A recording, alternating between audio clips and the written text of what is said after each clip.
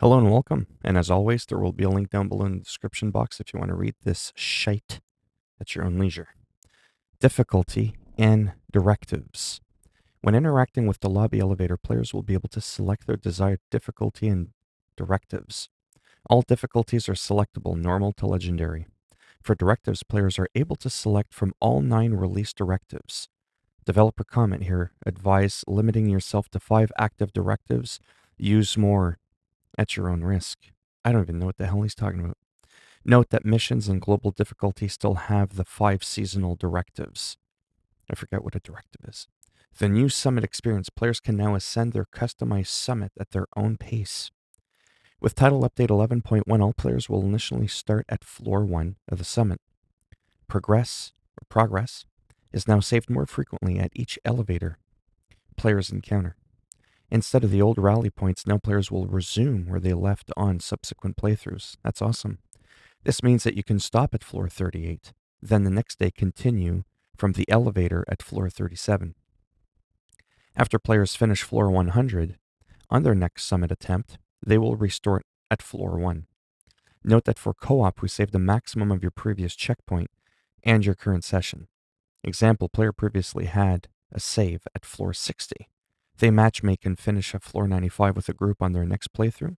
The player would continue at the elevator on floor 93. Yeah, okay. Example, player previously saved floor 81. They would matchmake and finish floor 34 with a group on their next playthrough. The player would continue elevator in floor 81. Well, then if you did 95, 60, why wouldn't you start back? It's too much math. It's too fucking early. Not getting into that. Targeted loot. At any point while in the summit, players can open the mega map and set their personal targeted loot. For their allocation, players can select from weapon types, gear slots, mods, brands, gear sets. The targeted loot selection within Summit is personal. It's very personal, which means that each player in a group of 4 could have different allocation chosen. The threat scaling: the higher players climb in the summit, the more likely they are to encounter tougher enemies. Like eagles and shit flying around. Because you're 100 floors. I forget. The chance for enemies to spawn as veteran or elite gradually increases per floor. See, if I was like a veteran or like an elite guard, I'd want to be on the main floor. I'd be too lazy to climb all the way to the top. I'd be like, screw that. Lieutenant squads occur more frequently as you ascend the summit. The boss floors 10, 20, 30, 90 feature multiple named hostiles on higher floors. Additional gameplay improvements: added a weekly project for finishing summit, which along with other rewards grants an exotic cache. Added more objective types, quicker laptop interact animation, adjusted spawning of enemies during hack terminals objectives. Holding SHD crates is more beneficial. Added new UI notifications about exotic fire teams, bosses, etc. Directives: they now increase the chance for targeted loot to drop. Since introduced in Title Update 6, targeted loot has been influenced by a number of factors, including difficulty. Now, with Title Update 11.1, each active directive adds a small amount to the total drop chance for targeted loot. This applies everywhere directives are present: missions, open world, summit. Note that the directives still increase XP as well. Increase cooldown reduction per skill part collected with scavenge skills directive. Fixed an issue causing fragile armor's broken stacks to behave strangely after dying and being revived. That whole sentence just sounds strange to begin with. Targeted loot: added individual targeted loot allocations for each gear. This applies both normal rotation to the summit's personal targeted loot. Example, Lincoln can have True Patriot. I'll have to look at what this summit thing is because I haven't played the game in a while, but it is a game I enjoy a lot. Gear: Ridgeway's Pride Exotic. For first part of the exotic quest, parts now drop based on summit floor numbers and increased drop chance of parts. For the third part of exotic quests, lowered number of rogue agents and hunters that need to be killed to 2. Increased radiuses of bleeding edge talent to 15 meters. Increased repair strength of bleeding edge talents to 1 to 3%, 2 to 6, 3 is 12, 4 is 24, 5 is 48 per bleeding enemy within the radius. PvP. Balance changes affect both the DZ and conflict. Decrease the overall time to kill by 10%. Decrease shotgun damage by 12.5%. Increase the damage to shields by 25%. Fixed an issue in conflict which caused the firewall specialization's flamethrower to deal an excessive amount of damage. Bug fixes in the summit. Fixed loot crates not resetting if encountered twice in a session. Restored the ability to select matchmake without reloading. Mega map now has correct tabs. Projects, manhunts, SHD. Improved loot from the final 100th floor enemy. Swap doors to be windowless in various spots.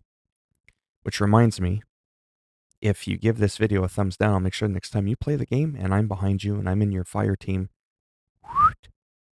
I'll push your ass out that windowless, window. And then Legendary Black Tusk have been taught how to hold guns properly. Not the sideways bullshit thing. Improvement to an issue that could cause the 100th floor to not complete after killing all the enemies. Fixed an issue where agents could fall through the map and become stuck between the elevators. I was stuck in an elevator once. It's not funny. Fixed an issue causing Legendary Black Tusk to sometimes appear on difficulties they should not be in. Hey, psst, you're not supposed to be here. Oh, I'm sorry. Shoo. Fixed occurrences of enemies not leaving their spawn closets. That's up to them if they want to stay in the closet. Don't shame them for that. Fix the objective requirements for toxic gas remaining on screen after a group member interacts with the laptop. Fixed a loot room that could not be interacted with, or occurrences of enemies incorrectly spawning in parts of the floor that have already been cleared, or the lobby voiceover triggering when returning to the lobby. Fixed neutralized a lieutenant objective, sometimes choosing a non-named NPC as the lieutenant. Fixed an issue where a controller button had double functionality on the mega map.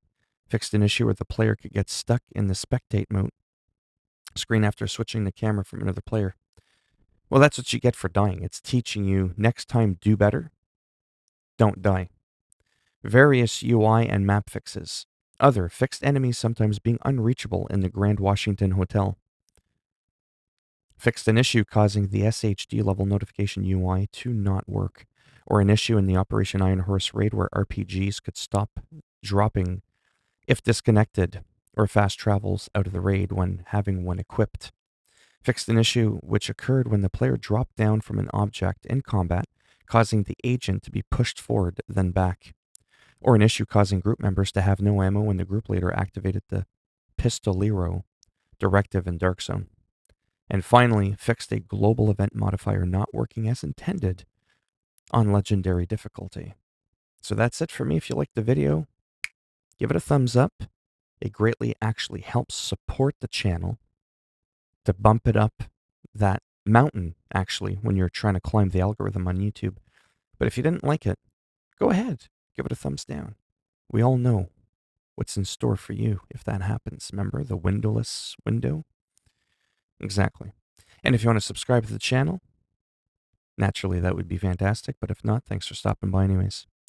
Take care, boys and girls, or whatever it is you identify as, and hopefully I'll see maybe at least some of you in the next video, like, the people that didn't fall out the window. Bye for now.